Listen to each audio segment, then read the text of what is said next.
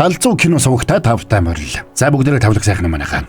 Энэ удаад Борон 2012 онд гарч байсан Helpless гэх энэ галзуу солонгос киног ярьж өгөх сонголоо. За энэ нэг ийм сонирхолтой үйл явдалтай энэ солонгос кино та нарт таалагдана гэж бодоод Борон ярихаар сонгосон гэж. Тэгэхээр энэ галзуу киног 2 дахин баг сахар 2 дахин их аз суглаад худалдааг санал болгож байгаа Team Bark-тай хамтран хүргэж байна. Та нар мөн тэгээд лайкаараа буулаад өгцгөөгөөрэй. Бас галзуу кино Instagram хуудасаа дагаараа тэгээд мэдээж сабадрагуул дараад нэгдээрэй.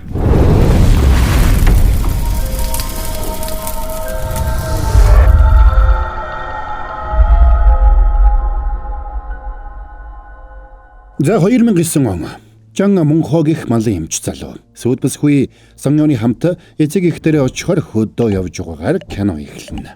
Тэдний хөрөн болоход ердөө хэдхэн 7 хоног үлдсэн учраас Мунхо Сүдбэсгүйгээ эцэг ихтэйгээ танилцуулахаар авч явна энэ. Тэд Мунхогийн ээжид авсан бэлэг таалагдах хэсэгтлээр хөгжилтэйгээр ярилцаж явна. Тэгсэн замд нь бороо асгасан учраас тэд замын хажуугийн нэг газарт төр зогсож Мунхо кофе авахар буухтаа зэрэгцээд Сонгёны утсанд дуудлага ирлээ. Тэгээд хэсэг хугацааны дараа кофе барьсаар иртэл Сүдбэсгүй алга. Машинаас алттай шүүхрээ орхиод явсныг нь мэдээд гайхсан Мунхо залгасан ч утсаа авахгүй байна. Тэгээд сандраад дотогшоо ороод хайсан ч тэр хаанч байсангүй. Мунхо тэндээс халгүйхэн байх нийтийн нойл руу очиод шалгатал үүдэн дээр нь Сонгёны хавчаар унсан байснаас өөр ямар ч уулмөр байдгүй. Тэгээд арга бараад ирэн сурвалжлуулахаар цагдаагийн газарт хандна. Тэгсэн цагдаа утасны дугаарыг нь тэмдэглэж аваад хэд хоногийн дараа найз нөхөдтэйгээ холбоо барьж магадгүй шүү дээ. Ямар ч тач сураг гарвал мэдэгдэнэ. Гээд хайхрамжгүй байдал гаргасанд Мунхо бачимдаа туурлана. Машин асфальттай үлдээсэн байсан шүү дээ. Хадмустайгаа уулзна гэд үсээ янзлуулад шин даашин завсан хүн тэрнийг норгоод борон дундуур шүхэргүй яваад өгнө гэж байх юм уу? Хавчаар нь үснээс нь унахыг ч анзаарахгүй байна гэж байхгүй шүү дээ. Би энэ хавчарыг нийтийн хойлын өрөөнөөс олсон шүү дээ. Навш гэж. Тэгэд Мунхо ээж авдаа Соёны бие муудаад очиж чадсангүй гэж тайлбарлаад сөөвөл рүү буцлаа. Тэгсэн гэртээ эрэхтэн хин нэгэн гэрийнхэн хамаг ямыг аваад явчихж. Тэгээ гайхаад учруулахгүй зогсчүүтэл өдрөөс хойш дахин залгаад байсан найз дунгуун холбогдоод Соёны талаар чухал зүйл хэлэх хэрэгтэйг хэлдэг. Дунгуун банкнд ажилладаг байж хэсэг хугацааны өмнө Мунхо Соёнд данс нээлгэж кредит карт нээж өгөхөөр тэрэнд хандсан байлаа. Тэгсэн Соёнд данс нээж өгөх гэж байхдаа дунгуун тэрнийг их хэмжээний өрөнд ороод дампуурлаа зарлж байсныг олж мэдсэн байна. Тэгээд тэрнийг алга болохын өмнөхөн залгаж энэ талаар нь лавлсанд Соён утсаа тасалчихсан нь тэр байж. Тэгсэн Мунхо энэ асуудлыг өөртөө ярихын оронд Соён руу залгаж эвгүй байдалд оруулсанд нь найзтай уралдаг. Тэгсэн найз нь Соёныг 4 жилийн өмнө кредит картны өрнөөс болоод дампуурлаа зарлж байсныг нотлох баримтыг харуулсанд Мунхо хэлэх үггүй боллоо. Залуу гайхаад болсон явдлын талаар оройчин бодсон ч ямар ч сэжигтэй зүйл сансангүй. Тэгээд маргааш өглөө ажил дээр нь очисон ч Соён ажилдаа ирээгүй утсаа саргацсан учраас холбогдож чадаагүй гэж ажлынх нь хүн хэллээ. Соёнд ажлын найз нөхөд гэх хүмүүс байхгүй учраас Мунхо өмнө нь ажиллаж байсан газрын талаарх мэдээллийг нь олж өгөхийг тэднээс хүснэ. Тэгээд өмнө нь ажиллаж байсан гэж анкетанд бөглсөн газрууд руу залгасан ч нэг компани нь Соёны тэнд ажиллаж байсан гэж бүртгэгдсэн хугацаанаас нь хойш байгуулагдсан байсан бол өөр нэг компанид нь Соён гэдэг хүн ерөөсөө ажиллаж байгаагүй болж таарлаа. За тэгээд Мунхо Сүдбэсгүйн талаар мэддэг зүйлсээс нь хамаагүй их болохыг ойлгож эхэлнэ. Тэгээд нөхөр ажлынхаа хүний тусламжтайгаар Соёны ангийн найз гих хүнийг олж тэрний өмнө нь амьдарч байсан хаягийг нь олж авлаа. Соён ээжигээ нас барснаас хойш төрлөх хоттой очоогүй тийшээ очихыг хүсдэггүй талаараа Мунход ярьж байж. Аргагүй байдалд орсон Мунхо Соёны зээл авч дампуурлаа зарлах үед тэр хэрэг дээр ажиллаж байсан хуульчтай очиод уулзахад цаадах нь Соёныг хамгийн сүүлд 2 жилийн өмнө ээжигээ нас барах үед амь насны даатгалын мөнгө авахаар хандаж байсныг хэлдэг. Тэгэд Мунход Соёны өөрийн гараар бичсэн өргөдлүүдийг үзүүллээ. Тэгсэн өргөдөл дээрх бичгийн хэв Соёны бичгийн хэвээс өөр байгааг Мунхо анзаарна. Мунхо гайхаад тэрэнд Соёны анкетыг харуулсанд цаадах нь ч бас гайхлаа. Тэгээд Соёны зургийг хараад уучлаарай энэ өөр хүн байна. Би өмнө нь энэ хүнтэй ерөөсөө уулзаж байгаагүй юм байна. Гэд соёоны өргөдлийн ард туулсан иргэний үнэмлэхийн хуулбарыг харуултал үнэхээр шал өөр хүн байлаа. За ингээд мань хүн шоконд орж анх соёонтой танилцж байснаас сандаг. Гайхсан мөнхөө ажил дээрээ ирээд олж мэдсэн зүйлээ ажлынхаа эмэгтэй болоод дунууд хэлсэнд дунуу хариуд нь соёон руу залгаж их хэмжээний өртөө гэдгийг хэлэхэд тэр талаар ерөөсөө мдээгүй хүн шиг гайхаад цочирдож байсныг хэлдэг. Мөнхөгийн хувьд ямар ч аргаар хамаагүй сүйт бүсгүйгээ олохыг хүсч байлаа. Тэгээд ажиллаж байсан газарт нь очтол цаадуулан тэрний хувийн эд зүйлс гэж нэг тортой юм өгөөд дахиж ирэхгүй байхыг хүсээд явуулна. Тэгсэн торон дотор ирээдүйд авахар төлөвлөж байсан байрны бүдүүвч зураг байсанд соёоныг ингээд гэнэт алга болохоор төлөвлөөгүй байсныг ойлгоно. Тиймээс мөнхөө авга Жонгун дээр очно. Цагдаа байж байгаад ажилгүй болсон Жонгун мөнхөгийн аавтай харилцаа муутай болох нь илэрхий. Мөнхөө тэрэнд болсон явдлыг хэлж олоход нь туслахыг хүслээ. Жонгун эхэндээ энэ бүхнийг нэг их тоохгүй байсан ч тэрнийг би цагдаад хандмаар байсан ч тэрний жинхэнэ нэрийг ч мэдэхгүй юм шүү дээ гэж хэлсэнд тэрэнд туслахаар болдог. За ингээ Жонгун эхлээд соёоны гэрт очсон ч тэндээс хурууныхээ олдсонгүй.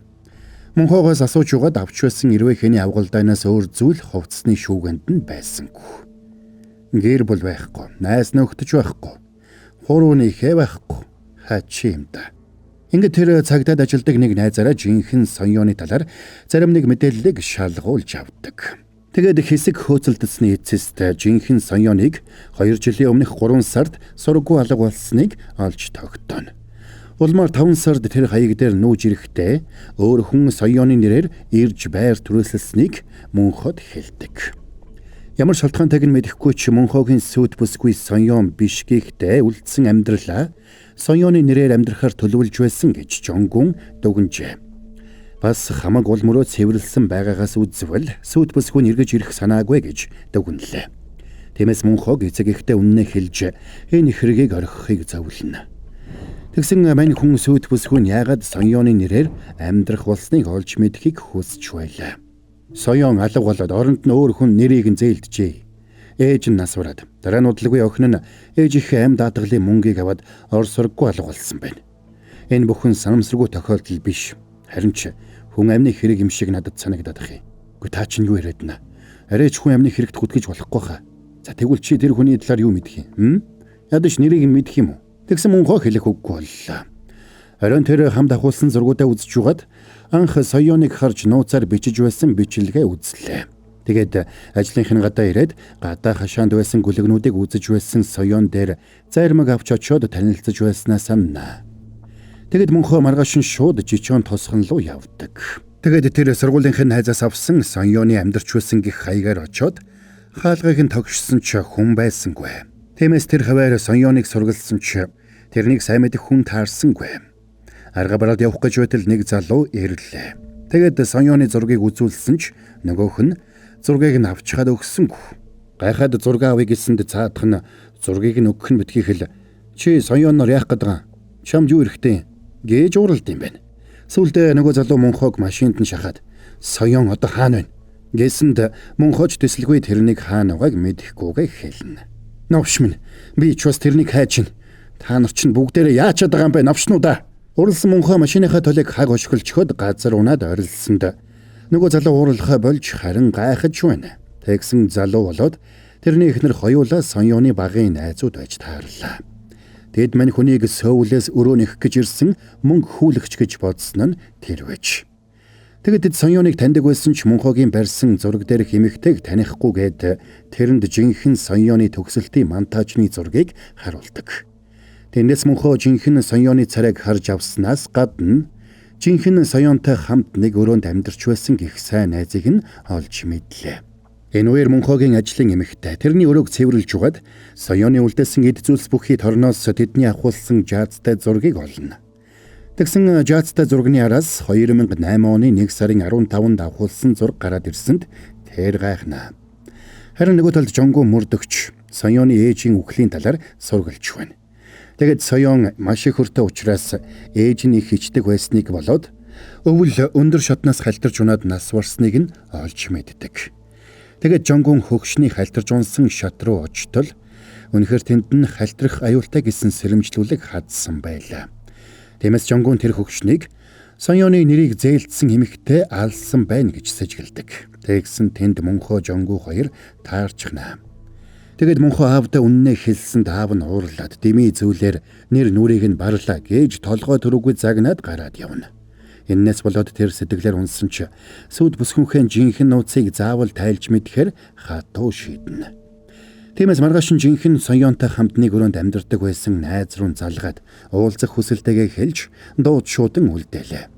Тэгэд ажил дээр байж үтэл ажлынхын эмэгтэй жаазан дотроос нэг зураг олсноо хэлээд зураг авсан онсоор нь сүд бүсгүйг нь Мөнхөөтэй танилцсанаас өмнөх үеийн онсоор байгааг хэлсэнд Мөнхөө мөрдөгч Жонгу хоёрч зургийг сонирхцгоно.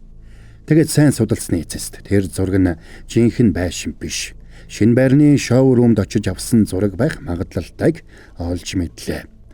Ингээд Жонгун тухайн байрыг барихаар ажиллаж байсан барилгын компанид очиод судалсан ч Соён тэр байгууллагад ажиллаж байгаагүй болж таарна. Тэгээд тэндээс гарч явах замдаа Жонгун аргаа барж явахдаа барилгын компани танилцуулах сэтгүүл дээр нэг гоо сайхны компани сурчилгаа байсан нь жинхэнэ Соёныг арьсны эмчилгээ хийлгэж байсан тухай бүртгэл байсныг сандаг. Бас жинхэнэ Соёны эд зүйлс дотор тэр брендийн гоо сайхны бүтээгдэхүүн байсныг санаад тэр компани руу явлаа. За тэгэд мань хүн гоо сайхны бүтээгдэхүүний компани танилцуулга зургуудыг үзэж шуухад 2008 оны ажилтнууд дунд Мөнхөөгийн сүд бүсгүй зураг байгааг олно. Гэтэл тэрний нэрийг тэнд Ча Гёнсон гэж бүртгэсэн байлаа. Тэгээ Жонгу мөрдөгч найзынхаа нэрийн хуудсыг өгөөд мөрдөгчийн дүрээр тэдний компани хүний нөөцийн даргатай уулзаж Ча Гёнсоны талаар сургалдаг. Тэгээд Ча Гёнсон тэднийхээр үйлчлүүлэх хүсэлтэй эмэгтэйчүүдийн бүртгэлийг хариуцаж ажиллаж байсан гэдгийг. Бас тэрний хариуцаж байсан 122 үйлчлүүлэгч эмэгтэйн хувийн мэдээлэл алга болж байсныг олж мэднэ. Гёнсонд дотны найз нөхөд байсан уу? Эсвэл найз залуу ч юм уу? Үгүй бараг байгаагүй. Тэрний нөхцөл байдлыг бодох юм бол найз залуутай ч байгаагүй л болов. Ямар нөхцөл байдал? Тэр эрт гэр бүлтэй болоод гэр бүлээ цуслуулсан байсан. Эннээсээ болоод их дотогшоогоо дуу муутай хүн байсан санагдчихэв. Тэгээ Жонгун тэр оройд Мөнхөөгийн сүд бүсгүй буюу Гёнсоны жинхэнэ мэдээллийг тэрэнд өгнө. Ча Гёнсон 29 настай. Ахлах сургуулиас сургуулаа хийсэн. Гэрэлж байсан. Гэрлэлтэд цуцлуулсан. Харин Кан Соён тэдний үйлчлүүлэгчдийн бүртгэлд байсан байна. Тэр хоёр ингэж уулзсан байх. Тэр 2008 оны 12 сарын 8-ны өдөр өвчний улмаас 4 хоногийн чөлөө авсан байна. Тэгсэн энэ нь Кан Соёны ээжийн нас барсан үедээ таарч байна. Хэрв тэр үхэл осол биш бол Ча Гёнсон гол сэжигтнүүдийн нэг болно гэсэн үг. Тэгсэн Мөнхөө шоконд орж сүд бүсгүйтэй тэгтлээ хурцсандаа итгэж чадахгүй байлаа. Жонгуны олж мэдснээр Ча Гёнсон хөдөөний нэг жижиг тосхонд төрсөн ээжтэйгээ амьдардаг байж. Аав нь их хэмжээний өрөнд орж сургууль алгуулсан бол ээж нь багт нь нас барж Гёнсон асрамжийн газар өссөн байна. Тэр хүнтэй гэрэлсэн ч жилийн дараа гэрлэлтэд цуцлуулжээ. Маргааш Жонгун энэ сэжигтэй хэргийн талаар мөрдөгч найздаа нэгнэгэнгүй хэлсэнд цаадах нь энэ хэргийг нэг их тоосонгүй. Оронд нь тогтсон ажил олж хийхийг зөвлөж байна.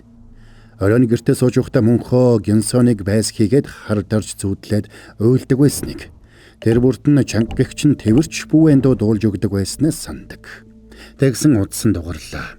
Гёнсон тэрнтэй гудамжны утсаар холбогдож байна. За сори бажгараа борон танартай гэлс амттай азтай реклам алгадаадах. Тэгэхээр манайхан 2 дахин баг сахар, 2 дахин их аз, тийм баг суглаад худалдаа үргэлжилж байна. Тийм баг ластай бүтээгдэхүүн худалдаж аваад байна штэ. Тийм баг цэгийн мэн хаягаар баримтаа бүртгүүлээд суглаанд оролцох боломжтой байна. Тэгээд сар бүрийн супер шагналуудын эзэн болох боломжтой гэж боддоо гал зуё. Таан чин 6-7 сарын азтангууд маань тодроод супер бэлгээ ингээд авсан байна шүү. Гүнээр галзуу аз одтой байсан байгаа юм шүү.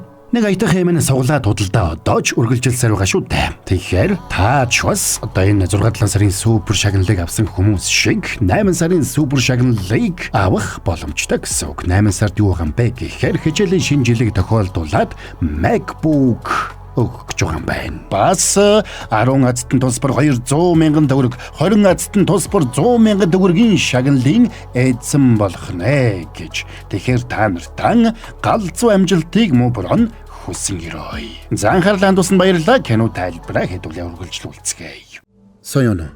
Миний хараа яасан бэ? Зүгээр үү? Бүх юм зүгээрээ. Надтай ярил л да. Тэгсэн Гёнсон уйлаад нэг ч үг хэлж чадлагүй тасалчлаа. Энээс болоод мөнхөө сэтгэлээр унж байсан бол Жонгун Гёнсоныг алуурчин гэдэгт итгэлтэй байлаа. Сэтгэлээр унаад хэрэггүй. Алуурчны сэтгэл зүг чи ойлгохгүй. Алуурчид чинь шал өөр төрлийн хүмүүс байдгийг. Тэр чинь алуурч ээж 2 охины аминд хүрсэн. Та юу яриад байгаа юм бэ? Танд баримт байгаа мó? Битгий таамгаараа хүн гүтгээд. Чи ингээд гоншхнууд байлгүй явж ажиллаа хий. Ажилч хунаад чи хүн болох гээд байгаа юм аа? Чи ухаантай залуу. Тэрнийг оллоо гэж бодоход чи яг яах юм? Хуучин нөхрийнх нэрийг мэдхүү. Би тэр хүнтэй уулзаад үзмээр байна. Ингээд тэд явж нэг залуудаар очлоо. Тэгсэн хөдөөний тосгонд нэг жижигхэн цайны газар ажилуулдаг тэр залуу тэдэнд хачирхалтай түүхийг ярина. Би тэрнийг үхсэн байх л гэж бодлоо. Юу гинэ? Яагаад? Танихгүй залхахаар л тэрнийг үхсэн гэж хэлэх гэж байгаа байх гэж бодогдоод байдгийг. Тэгэд нөхөр тэдэнд өөрийнхөө түүхийг ярьлаа. Анх танилцахад Сонгён өөрийгөө өнчингэж танилцуулж байж. Гэвч судлаад үзтэл тэрний аав жижигхэн тавилгын үйлдвэртэй байж байгаад эдийн засгийн хямралын үеэр дампуураад өр зээлэндээ баригдаж мөнгө хүлэгчдийн гарт орсон байж. Сонгёны ээж тэрнийг 15 таад нь католик сүмийн асрамжийн газарт үлдээгээд удахгүй ирээд авна гэсэн ч тэгээд удалгүй ээжийнхэн цогцос метроны буудлын дэрэгдээс олдсон байна. Мөнгө хүлэгчид ээжийг нь хулгайлаад эд эрхтнийг нь авчихсан байж. Энийг харж өрөвдсөн залуу Сонгёнтой гэрлэх санал тавьжээ. Тэгсэн мөнгө хүлэгчид тэдний гэрэгч бас олоод хүрээд ирж. Тэгээд Сонгёноос авах ёстой мөнгөө нэхэж цайны газрыг нь өмүүлсэн байна. Эннээс болоод залуугийн ээж цус харвж цайны газар нь ашиг орлогогүй болоод цаашид тисгэд хэцүү болж. Тиймээс нөхөр нь гэрлэлтээ цуцлуулж багахан хэмжээний мөнгө өгөөд өөр хот руу явуулсан байж.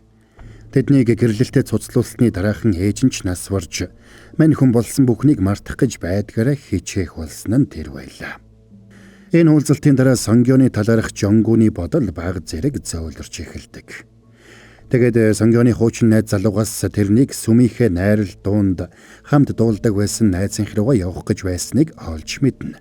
Тэгээд тэр найзынх нь гэрт очиж юу болсныг асууна. Тэгсэн тухайн үед Сонгён хотоос яваад ажилгүй мөнгө хүлэгчдэд баригдсан байж. Мөнгө хүлэгчид тэрнийг хүчээр биеийг нь үнэлүүлж ийсэн ч тэр зүгтж найз дээрээ иржээ.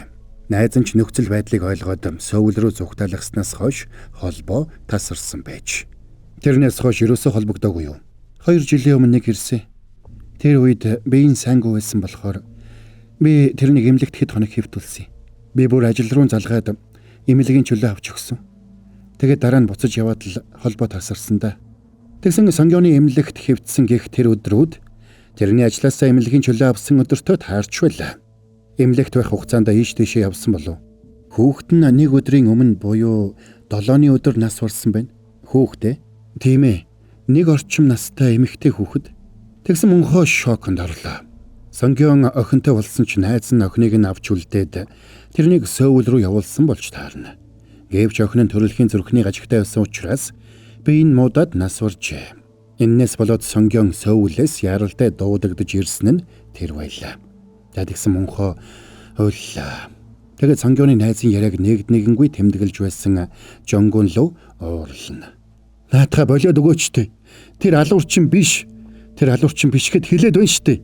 Тухайн үед найзыг нь эмнэлэг дээр ирэхэд Сонгён нөгөө зургийг гартаа барьчихсан сууж байж. Тэгээд зургийг ирээдүйд амьдрах гэрн гэж хэлж байсан байна. Тэндээс буцаж явах замд мөнхөө эрэл хайгуулаа зогсоохыг хүсэж байгаагаа Жонгууд хэллээ. Тэгсэн мөнхөөгийн утсан дугарч өмнө нь дуут мессеж үлдээж байсан Сонгёны найз залгана. Тиймээс маргааш нь мань хоёр тэрнтэй уулзахаар очлоо. Найз нь Сонгёнтой үе холбогддог байсан гэдгээ ярьж, Сонгён тэрэн лөө шинэ найзтайгаа авахулсан зургаа явуулж байсан гэдгийг хэлдэг. Тэгсэн тэр шинэ найз нь Сонгён байж таарсанд мань хоёр цочортлоо. Ингээд Сонгён амьдралаа шинээр эхлүүлэхийн тулд өөрийнхөө ойролцоо насны харж хандах хүн хамаатан сад найз нөхөдгүй эмэгтэйг онилж онцгойлон судалж эхэлсэн. Улмаар тэрнтэй найз нөхөд болсон байна гэж Жонгун үзнэ. Тэгээд тэр Сонгёныг алж цогцсыг нь ормөргүй болгоод нуусан байж. Тиймээс маргааш жонгон мөрдөгч найз дээрээ очиж хинэн тогтоогдоогүй цогцос олдсон бүртгэлийг шүүж өгөхийг хүслээ. Найз нэхэндээ дурамжхан байсан ч аргагүй ирэхэнд туслахаар шийддэг. Оройн мөнхөө банкнд ажилладаг найзтайгаа уулзаад Сонгионыг саяхан утсаар ярьсан гэдгийг хэлнэ. Тэр одоо яах гэж залгадаг байна.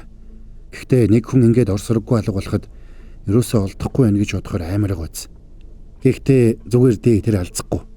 Өдийд өөр нэг нэрээр амьдраад юу ч болоогүй юм шиг явж байгаа үз. Энэ яринаас сэтэл авсан мань хоёр шууд нөгөө 102 үйлчлүүлэгчийн жагсаалтыг үзнэ. Учир нь Генсон тэр дундаас дараагийн нэрээ сонгоно гэдгийг тэр хоёр таамаглаж байлаа. Тэгээд судалж үзээд жагсаалтан дотор 20 гаруй настай ганц бие хоёрхан эмэгтэй байсны нэг нь алга болсон Кан Соён байсан бол нөгөөх нь ийм Жонхи гихч эмэгтэй болж таарлаа. За тэгээд тэд ийм Жонхитэй очоод уулзна. Бид хоёр тийм дотн байгаагүй ч тэр намайг хараад шууд таньсан. Тэгээд бид үе уулздаг болсон. Энэ 7 хоногийн сүүлээр хамт тоглолт үзэх гэж байсан. Танд ямар нэг учир битүүлэг зүйлс тохиолдсон уу? Шуудангч нь ухах ч юм уу, эсвэл танихгүй дугаараас залгах ч юм уу? Миний сток руу намайг дагаад 3 жил болж байна. Цагдаад хэлсэн ч ерөөсө тоогоогүй. Тэр залуу ёстой ядаргаатай. Нэг удаа бүр миний цонхыг хагалж ирсэн шүү дээ. За ингээд тэд ийм Жонхигийн ажилдаг дэлгүүрт Сонгионы орж ирж байгаа саяхны бичлэгийг үзээд тэрнийг барихаар бэлтгэцгэн. Сэтгэлээр унсан мөнхөөч гэртээ ирж Сонгионтой хамт агуулсан зургуудаа боогоод далд хийлээ. Энэ хоёр Жонгоны найз мөрдөгч тэрэнд Сонгионыг удахгүй баривчлахаар төлөвлөснөө хэлдэг. Бас батлан дагчаар нь гарын үсэг зурж тэрнийг шинэ газарт хамгаалтын албанд ажилд оруулж өгөхөөр болсноо хэлэхэд Жонгонч Сонгионыг барьсны дараа шинэ ажилдаа орно гэдгээ хэлнэ. Тэр шин Жонгон мөнхөө хоёр ийм Жонхигийн гэрийн гадаа эргүүлд гарлаа. Тэрнийг гэрээсээ гараад машиндаа суугаад хөдөлсөнд араас нь дугуйтай нэг залуу дагаж эхэлдэг. Тэгсэн Жонгонч тэрнийг дугуйнаас нь унгаад бариад авна.